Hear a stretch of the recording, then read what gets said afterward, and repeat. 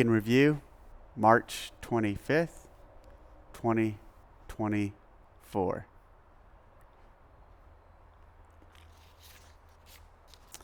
At Brian Clapp CrossFitter 4776. Dave, what is your vision for judging the elite athletes with more volunteer judges instead of the L1 staff? Last year, it seems the volunteer judges did equally well. The volunteer judges judge 5 to 10 times a year, including the semifinals, quarterfinals, and Rogue Invitational. They have far more experience judging than the L1 staff. Thanks for your feedback. They did a great job. They did a good job last year. They do a good job when they've judged the other aspects of the competition, specifically the team, and for all the other events they do too. I've always really enjoyed working with the seminar staff in that role because it's already such a tight and cohesive team that knows each other all so well, and that I know very well, and I know they know what to expect from me in the heat of the moment, and I know what to expect from them in the same heat of the moment. So there's a level of team work, team camaraderie, team building, team trust that I have with the level 1 seminar staff. And in that environment, we'll call it maybe their lack of experience at other events. That statement is true. Some of the volunteer judges do have more experience because they get around to other events. It's not true for all of level 1 seminar staff. Some of them do judge and get out there. But the team cohesion and the team familiarity of us working together and being on the same crew for so long means a lot to me and is important, and that's why I really put a premium on having level 1 seminar staff in that role for those reasons I just stated. At Jordan Flanagan 2687, hi Dave, I recently enlisted for the Australian Army, more specifically the Commandos. Wondering if you were ever involved with the Australian Defence Force while you were deployed and what you think of them. Thanks, mate.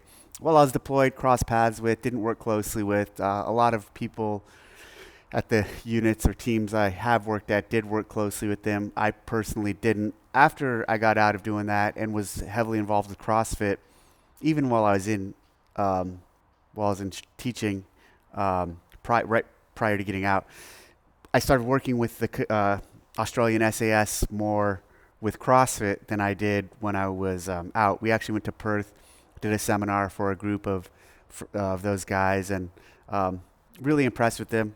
Great group of guys.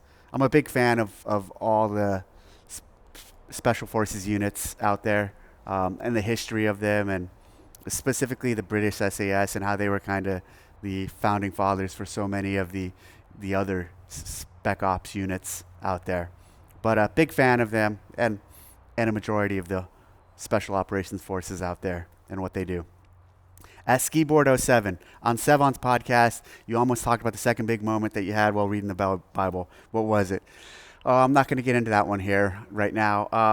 Also on that podcast, I had a good time, but I felt like I was kind of off, especially when we got to the Bible stuff. I didn't feel like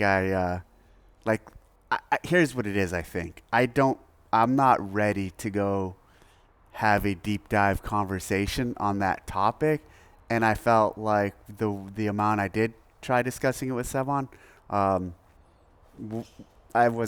should have just avoided the question. I'm really good at usually avoiding questions or pivoting. I did not do that there. And next time I will. But so enjoyed the conversation, enjoyed the olive oil segment and sharing the flavors with Sevan. Enjoyed seeing Sevan and talking to Sevan. But I definitely don't think it was one of the better podcasts we've done together. Not because of him, because of me.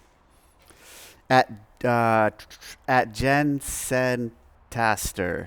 So how do we handle the God who leaked Dave's workout? Is this line of the cases about mysterious ways, or as normal people call it, coincidences?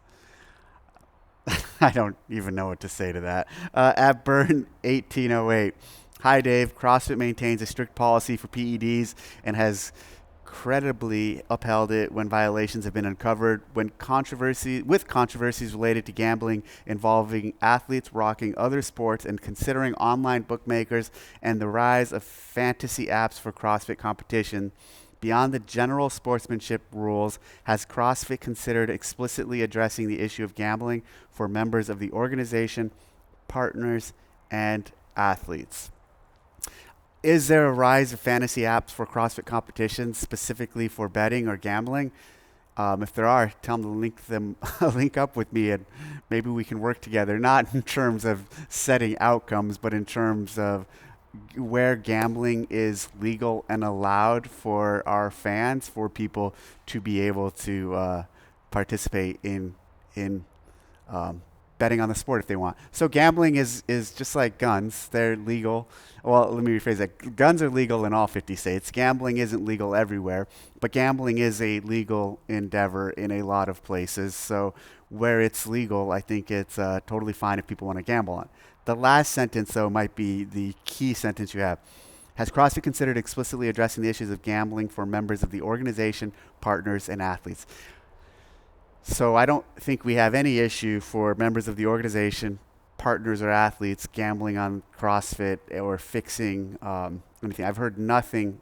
That doesn't mean it hasn't happened, I guess I should say. But I don't even know where to gamble on CrossFit, or I don't even know if people in our community are gambling in CrossFit. So let's start there. Let's see that people are gambling on the sport or on the competition. Let's see where that's happening. And if they are, yeah, we'll make sure that no one from the organizing body of whoever's putting on that competition or the athletes aren't betting on it. But this is like, so here's, I think what you're doing is you're conflating this issue that's in the MLB and a huge sport where there's millions of dollars and a sport that's been around for over a century, and saying, oh, that's a problem there. It's probably and must be a problem here. Here's the MLB. Here's the MLB. Here's us. Like, we're so fucking like small and so new in our sport development that we don't have the issues that the MLB has at this point. We don't have the money in terms of an organization, in terms of what players make, in terms of broadcasts, in terms of a lot of areas. And so we're not going to have those same gambling problems. Sorry about that. So I don't think it's a problem. Tell me if I'm wrong, please. I'd like to know that there's a gambling problem in the sport of CrossFit. At the real Kevin 87, what's your take on quarterfinals being the worst event in CrossFit as stated on Coffee Pods and WODs? How can CrossFit improve engagement for quarterfinals and make the 75% of people in the Open that didn't qualify interested, or the 100% of CrossFitters that didn't sign up for the Open interested in following it? CrossFit quarterfinals being the worst event in CrossFit. I don't think it's the worst event in CrossFit. Stated Coffee Pods and WODs. I don't know who Coffee Pods and WODs is, but that's a pretty bold statement to say it's the worst event in CrossFit. Maybe here, this is that thing I talked about a few weeks ago where people say really big statements or sensationalize things to get attention, and it's kind of working here. How can CrossFit improve engagement for quarterfinals? Improving and make the 75% of the people in the Open that didn't qualify interested, or the 100% of CrossFitters that didn't sign up for the Open interested in following it. So do people need to be interested in following it? I don't think that's the goal. Meaning, so the 100%, everyone else, I think this is what you're saying, who didn't qualify for the quarterfinals, should we drive interest to make them follow it? You can follow it via the leaderboard. I know Sevan's planning on following some of his athletes or athletes that he's friends with and their journey through it. And I know a lot of other athletes don't want to chronicle their journey real time through it, which is understandable. And that's the unique stage there. So the way that stage is set up, basically it's not as easy or intuitive to follow as some of the other stages down the road, especially because it's done at home and especially because it's online. I also think how can CrossFit improve engagement for quarterfinals, make the 75%? Okay, I see what you're saying. Yeah, it's what I was just saying. The quarterfinals aren't the spectacle that I think people might want them to be or expect them to be. Maybe they can be in the future, but as they are now, they are not that. Really, what the quarterfinals, the intent of them was, we had 5-week open prior to COVID. Once COVID happened, we reduced it to a 3-week open. And then the 3-week open actually really made a lot of sense for affiliate owners and for the everyday man or the average person. And so then from there, pre-semifinals to have a little more test, a little more rigor in the advancement stage, we added the quarterfinals, which you can scale things up and you can make them a little more difficult or specific to top athletes, where in the open it's not really, it's made for everyone. And so that was the point of the quarterfinals. And even then it wasn't saying, hey, we're going to make it this massive, really viewer friendly event. And raising it to 25% from 10% was just to give more people an ability to compete if they want to compete. And like, you look at my story, and you know, I after week 1, I had not even thought about quarterfinals all year. I mean, I obviously knew we were doing it, but I didn't think I would make it, or I didn't even have any aspirations to make it. But after week 1, I looked at the app, and I was like 50 or 60%, 50 something in just the open division.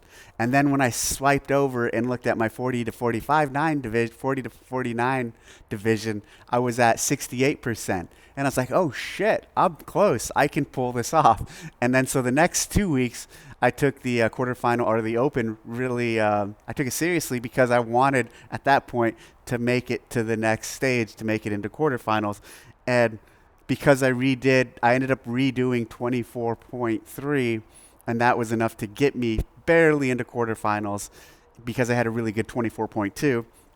And so that to me was motivation enough. And what I felt there and the journey I had and how I enjoyed that, I'm really competitive, and there's a lot of other people who are really competitive, and there's a lot of other people who probably had a similar journey.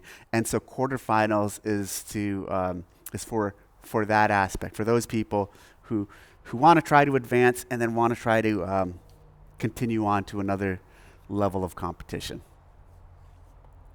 At Red Leaf Fitness, around the 17-minute mark, I was so impressed in his poise in managing stress, from being on a high-profile podcast with Rich to finding out about the workout league. People who've never led anything in any capacity, small or large, have no idea what it's like to make the decision that he has to make and still lead. Castro is the one thing holding CrossFit together. Well, thank you for that. There's a lot of things holding CrossFit together. I'm not the one thing, but I'm part of a team of people and a movement and a methodology that is incredibly powerful, and I'm one small part of that. And really, it's many things that are holding CrossFit together. In terms of people have never led anything in any capacity, have no idea what it's like to make decisions that has, let me see. Well, thank you. Thank you for acknowledging the poise I had there and managing that stress and being on that podcast. There's other points where I have not been or managed stress as well, but I've had plenty of training and opportunities to deal with chaotic situations throughout the years. It's kind of just the norm. It's just what it is. For me, especially at this point, almost 2 decades here, people attacking us, people saying stuff, things going wrong. I feel like it's been years of just dealing with things and training. So when they happen, it's pretty easy to not lose your cool. And especially even back from my military time, again, managing stress and managing chaotic environments and keeping your cool, all was important through those moments. At Mass Media Critic. Ooh, this is going to be good. Hello, Dave. Being one that usually comes from a place of criticism toward yourself and your perspectives in the CrossFit space, I signed up this year for my first open. I thoroughly enjoyed every minute of it. Just want to say thanks to you and your team. I'm going to be signing up next season to see if I can crack into the 25% for quarters. And that's exactly what I was fucking talking about a minute ago, is this notion of people really caring about and wanting to advance. And I was in that camp. And next year I'm actually going to train leading up to the open so I can do well going into quarterfinals and place high in my quest to make it into quarterfinals. Thanks for the praise. Brad Anderson, 3241. Good evening, Dave. Crap up front, kudos in the rear. Did having prior knowledge of the open workouts change how you trained, or did you stick to your normal training plan. I totally stuck to my normal training plan, which is chaotic and unpredictable and just on a whim. I normally just program for myself like 5 minutes before I work out. I'll go into the gym, warm up. Sometimes I've even started something, and then as I'm doing that something, create a workout. So sometimes I've just started rowing, and I'm like, okay, I'm going to row. I'll go to 500, and then I'll add some pull-ups, and maybe I'll do this. So I do that a lot. But anyways, did you stick to your normal training plan? My gut instinct on the person you are tells me you didn't tailor your training to the open. Didn't tailor it to the open. Thank you. Let's just pull all those conspiracy theorists in their place with your response and congratulate you on a quarter's birth. Thank you. I'm proud of it. I didn't make it through in 40 to 45, but in 5 years, if you're still in 45 to 50, I'm going to be dogging you, rubber ducky. Cool. I'll hit you up. At Highway Chatter 9309, what are your thoughts on Chase and Bill's take on their performance-based structure for spots at the games? I don't know what it is, but I mean, it's performance-based now, meaning you have to perform at different stages and then ultimately at semifinals to make it to the games. It is performance-based with some area and regional spots to include global representation and participation. At OSINT7972. Americans still impressed by religion. LOL. I don't think just fucking America is impressed by religion. I think religion is a global phenomenon. So I don't know where you're coming from. There was a mountain lion attack in California a couple days ago, and killed a guy near Sacramento, 21-year-old, and attacked his brother, and his brother was 18. They ended up finding the mountain lion, and they ended up killing the mountain lion. And if you guys follow my hunting stuff, you'll see we have a mountain lion in these hills back here that pops up on the camera every few months, every few weeks, it seems like.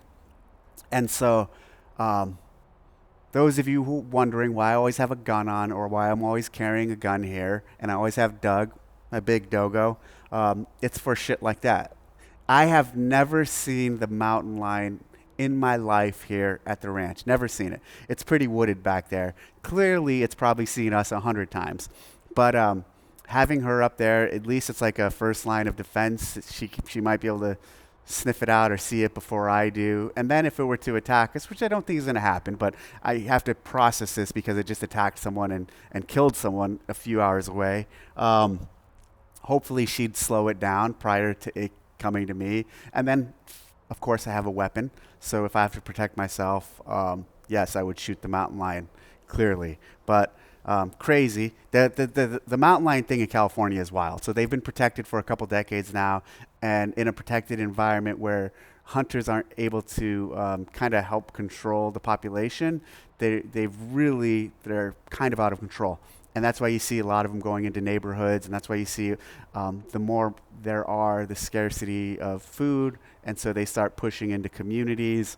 And then this extreme example, I don't know the details, but this one attacked a couple people. So wild stuff. Glad I have a big 110-pound dogo to help me go up in those hills and protect me. There's a new educators course that we launched for teachers and people in the education field. It's an online course. Check it out where our online courses are found. And there's a new affiliate, on the affiliate map, there's a new feature. So affiliate owners, if you're watching this, go into your, I guess it's in your profile, in your affiliate toolkit. And on the map that people view, map.crossfit.com, it now, where it has your, so here's your gym. So here's CrossFit Tubor, one of our seminar staff, Andrew Charlesworth, owns it. So it has the gym location, it has a couple join a class options, and then so now you can upload your trainers, and it tells you, you can upload photos, so it tells you who the trainers are. So Andrew Charlesworth, level 3, they don't have a photo for this trainer, but level 2, Jen Charlesworth, his wife, level 3, Jordan, level 2. So you can upload photos of your trainers and it'll display your trainers with their quals. And when you think about people who are looking for a gym or who are using the map, or even CrossFitters who are looking for a gym, to go drop in on the road.